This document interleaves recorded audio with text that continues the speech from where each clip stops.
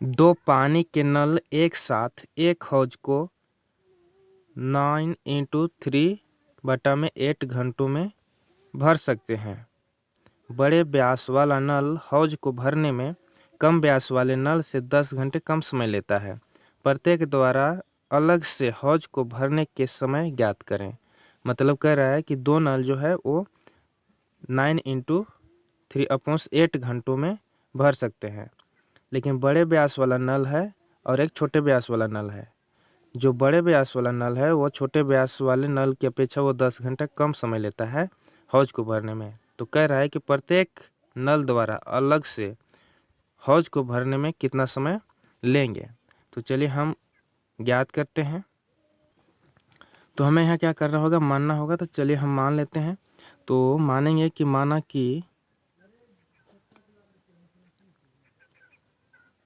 कि कम व्यास वाले नल, माना कि कम व्यास वाले नल को हौज भरने में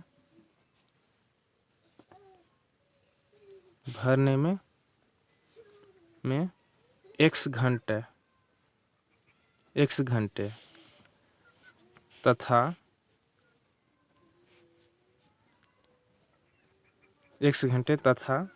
बड़े व्यास वाला नल को हौज भरने में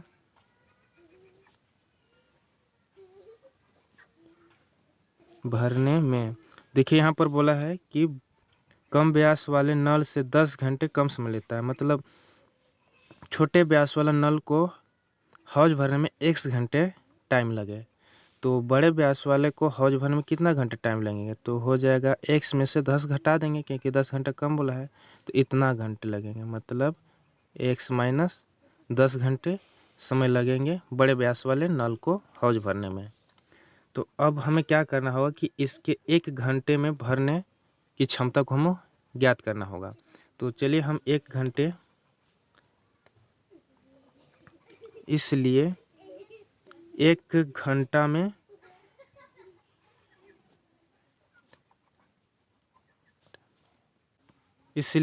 घंटा में बड़े नल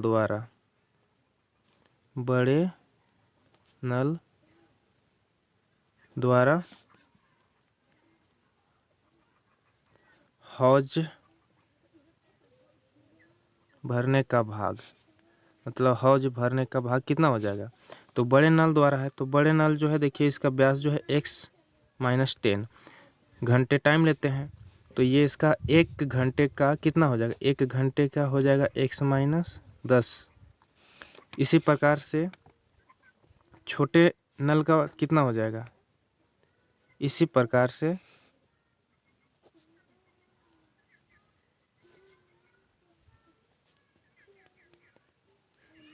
छोटे व्यास वाले नल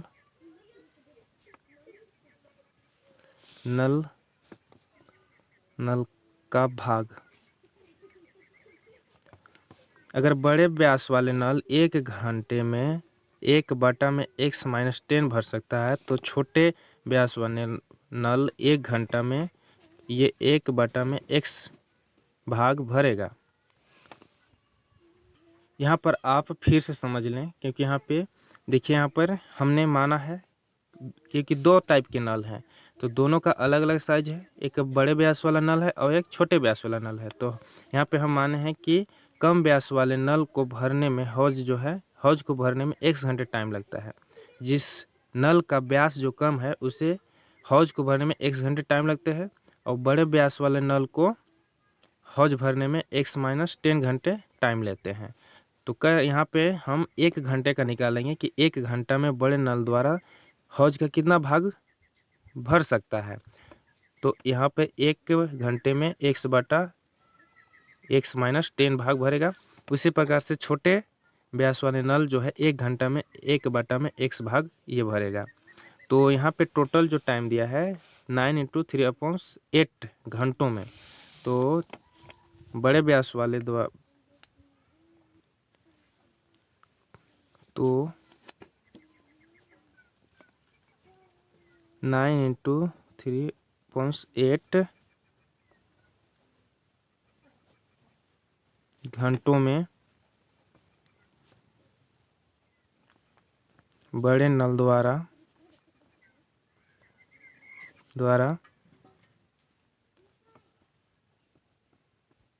हौज भरने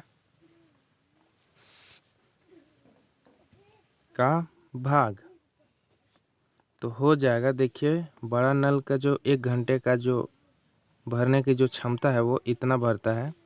तो इसको इस घंटे को हम क्या करेंगे 8 × 9 = 72, 72 और 3 = 75, 75/8 कर देते हैं और गुना करेंगे क्योंकि इतना भरता है 1 घंटे में। इतना भाग हौज का इतना भाग 1 घंटे में भरता है।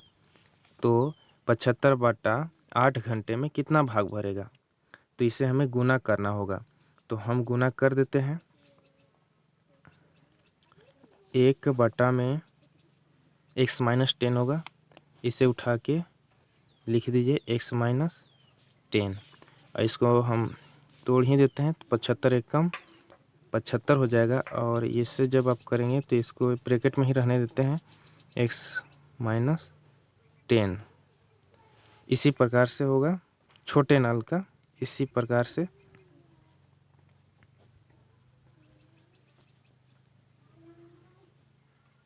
छोटे नल द्वारा 9 × 3/8 घंटों में हौज भरने का भाग। तो देखिए छोटा नल जो है 1 घंटा में, देखिए यहाँ पे इसी प्रकार से छोटा नल का भाग जो है 1 घंटा में हौज का इतना भाग भरता है। 1 घंटा में 1/x भाग भरता है। तो इसको हम क्या करेंगे, इसको 8 × 9 = 72 और 3 = 75, 75/8 कर देंगे और 1/x से ये गुना कर देंगे। तो ये हो जाएगा 75/8x, मतलब इतना भाग भरेगा। अब अकॉर्डिंग टू क्वेश्चन के अनुसार अब हम चलेंगे। अकॉर्डिंग टू क्वेश्चन के अनुसार यहाँ पर हम दोनों नल की क्षमता को जोड़ देंगे, क्योंकि यहाँ पर देखिए क्वेश्चन में बोला है दोनों पानी के नल एक साथ मतलब दोनों साथ में है, इसलिए हम जोड़ेंगे। तो चलिए हम जोड़ते हैं। तो जोड़ेंगे तो हो जाएगा ये आपका 75/8 × x - 10 प्लस 75/8x = 1 हो जाएगा। अब हम इसे हल करेंगे। तो क्या करते हैं, सबसे पहले हम इसको एक बार और 8 × x हो जाएगा 8x - 8 × 10 = 80 प्लस 75/8x = 1। तो क्या करेंगे, हम इसे एलसीएम लेंगे। तो 8x × 8x - 80 बराबर इधर 1 का 1 रहेगा। जब हम 8x - 80 से इसको डिवाइड करेंगे तो ये पार्ट जो है पूरा ख़त्म हो जाएगा। अब आपके पास बचेगा 8x, तो ये मल्टीप्लाई हो जाएगा 75 गुना में 8x प्लस है प्लस। उसी प्रकार से जब हम 8x से यहाँ डिवाइड करेंगे तो ये पार्ट जो है ये पूरा ख़त्म होगा और ये बच जाएगा। तो हम मल्टीप्लाई करेंगे 75 × 8x - 80। तो चलिए हम इसे मल्टीप्लाई कर देते हैं। तो ये हो जाएगा आपके पास 8 × 5 = 40 के 0, 5 बच गया, 8 × 7 = 56, 8 × 7 = 56 और 4 60 हो जाएगा। उसी प्रकार ये प्लस है, यहाँ भी मल्टीप्लाई करेंगे तो ये हो जाएगा 600x और इसे जब हम मल्टीप्लाई करेंगे तो ये भी हो जाएगा। यहाँ पे माइनस है तो माइनस ये हो जाएगा 6000 हो जाएगा। बटा में इसको ब्रेक कर देते हैं 8 × 8, तो ये हो जाएगा 8 × 28 = 64 एक्स स्क्वायर होगा और ये माइनस और प्लस ये माइनस 8 अट्ठाईस 64 8 अट्ठाईस 64 होगा, एक जीरो है जीरो और एक्स का एक्स हो जाएगा बटा में 1/1 हो जाएगा। अब इसको क्या करेंगे, क्रॉस मल्टीप्लाई कर देंगे। अब हम क्या करेंगे, इसको क्रॉस मल्टीप्लाई कर देंगे। तो क्रॉस मल्टीप्लाई करेंगे तो ये हो जाएगा 600x प्लस ये भी हो जाएगा 600x और ये माइनस 600, सॉरी ये 6000 है और यहाँ से मल्टीप्लाई होगा तो ये 64x² माइनस 640x। तो इसको हम जोड़ देंगे, दोनों सेम है तो सेम पद को जोड़ देंगे। 600 हो जाएगा 1200x माइनस 6000 बराबर इधर 64x² माइनस 640x। अब हम इसे इक्वेशन के फॉर्म में बदलेंगे तो इस सभी को उधर ले जाएंगे तो हो जाएगा ये आपका 64x² माइनस 640x, ये प्लस में है इधर आएगा तो माइनस 1200x हो जाएगा, ये माइनस से इधर आएगा तो प्लस 6000 हो जाएगा बराबर 0 कर देते हैं। तो ये 64x² और ये देखिए दोनों माइनस है तो 12 और ये 640 है तो 12 6 18 मतलब हो जाएगा 1840x प्लस 6000 बराबर 0। यहाँ से हम कुछ कॉमन निकालेंगे।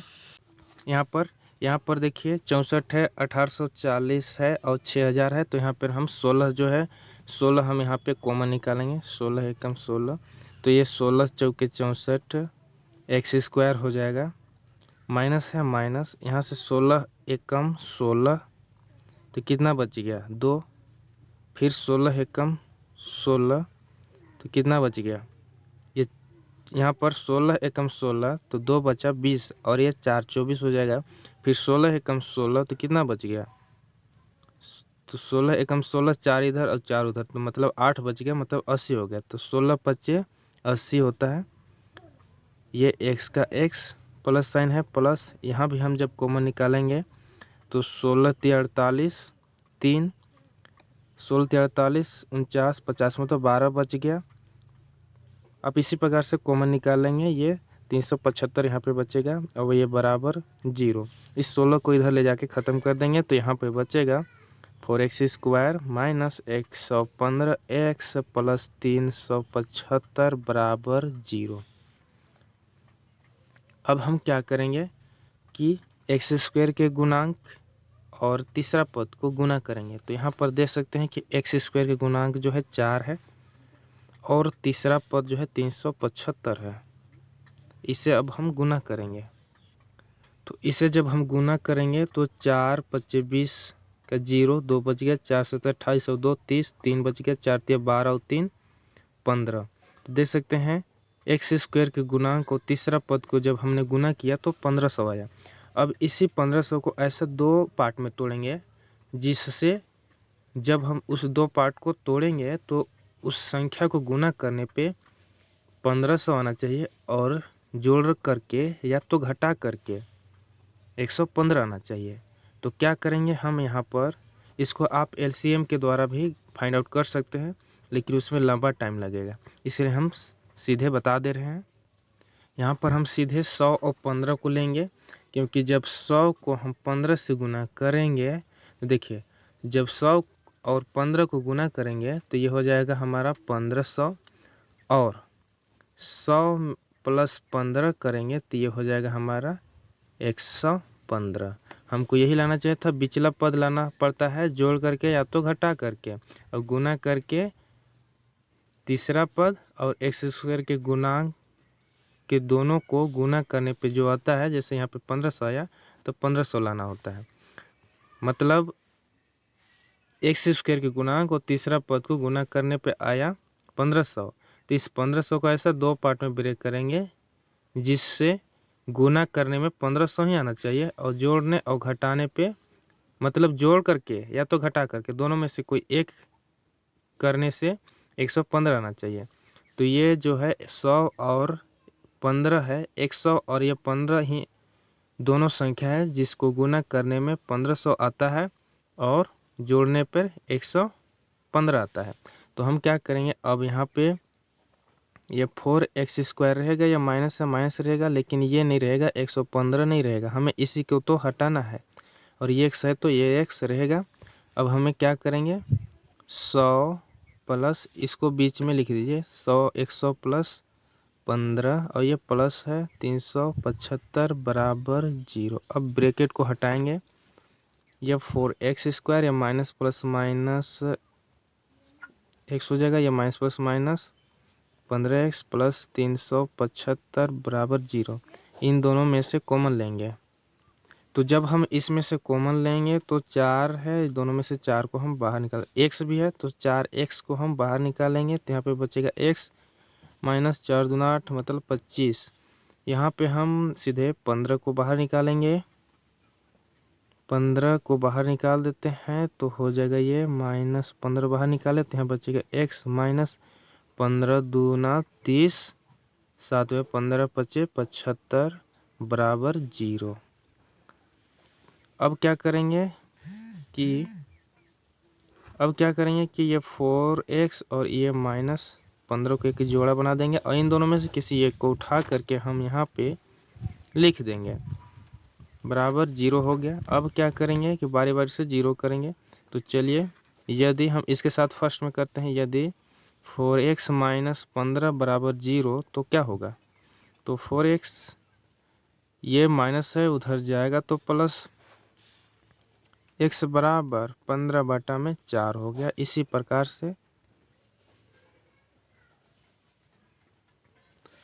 से अब इसको 0 करेंगे तो x माइनस 25 बराबर 0, तो ये माइनस उधर जाएगा तो ये प्लस हो जाएगा। तो देख सकते हैं कि x का 2 मान आया और दोनों पॉजिटिव है, दोनों आया है पॉजिटिव, तो हम इसे लेंगे क्योंकि ये दशमलव में आ जाएगा। इसलिए x हम क्या माने थे, x हम छोटे नल के व्यास माने थे ना, मतलब छोटे व्यास के भरने की समय माने थे। तो क्या करेंगे, यहाँ पे लिखेंगे आंसर में आपका हो गया, अतः छोटे व्यास वाले नल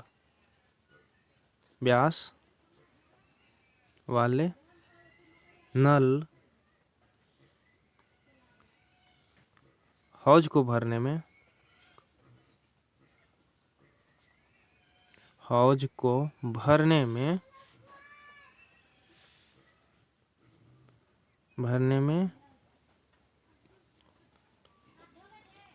हम समय x माने थे, तो x घंटा लेता है, तो x बराबर क्या है 25, तो 25 घंटे टाइम लेगा। और बड़े नल का व्यास जो है तथा बड़े व्यास वाले नल, मतलब बड़े व्यास वाले नल हम माने थे x माइनस 3 घंटे कम, तो हो जाएगा x कितना है 25 है, 25 में से 10 घटा देंगे तो 15 बचेगा, मतलब 15 घंटे में ये फुल कर देगा। तो आई होप कि यह वीडियो आपको पसंद आया होगा। पसंद आया तो इस वीडियो को लाइक करें, और चैनल पर नए हैं तो चैनल को भी सब्सक्राइब करें।